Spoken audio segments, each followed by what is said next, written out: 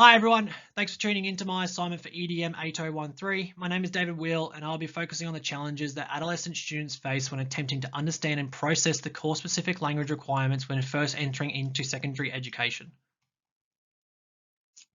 This challenge heavily affects the cognitive load of students, which is the ability to understand and process information at any given time, and can be overloaded during the secondary years where terminology understanding and demonstration is of key significance as it is part of the achievement standards criteria within the Australian curriculum.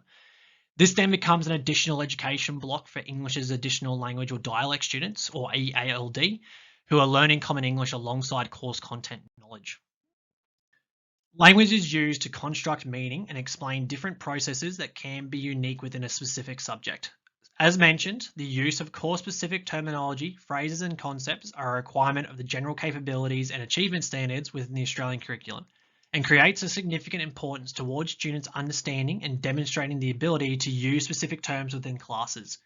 The ability to recall learnt information and process new information, such as specific terminology, is using what is known as the working memory. This memory is one of the largest developments during the adolescent stage and can result in issues recalling or processing new information, especially within the junior secondary years and if the cognitive load requirements are too high, which can be different for each student. The working memory stores small amounts of information that can be recalled at any given time and is one of the smallest capacity working areas within the brain during the adolescent era. As learners cognitively develop, so does the ability of the working memory and the ability to recall, process, and understand new information.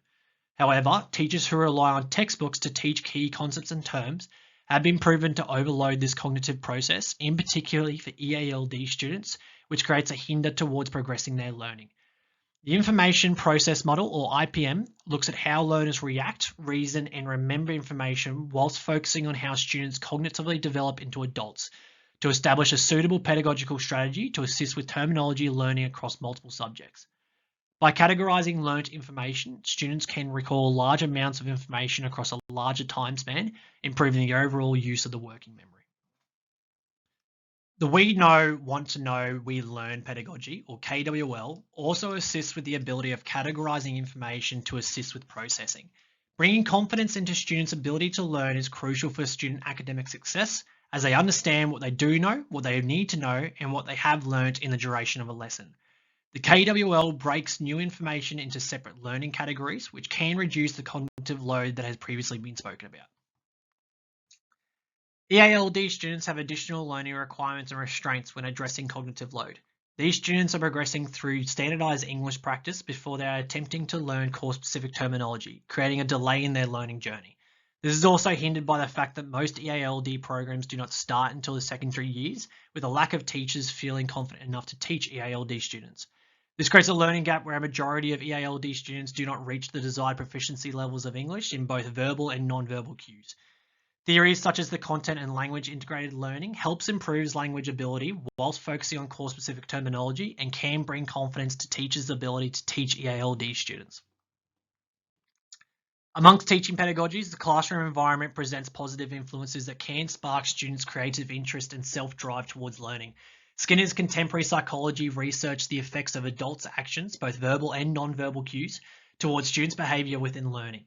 As mentioned, there are a limited range of teachers who are confident enough to teach EALD students, and this can create an environment that those students may not feel welcomed within. The Australian standards of teaching, both 1.1 and 1.2, focus on knowing how students learn, and this includes our EALD students as well.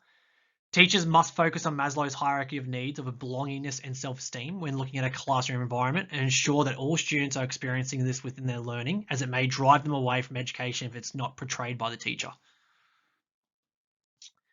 In summary, language understanding and processing is influenced by the cognitive ability of the working memory and does improve as the learner grows older.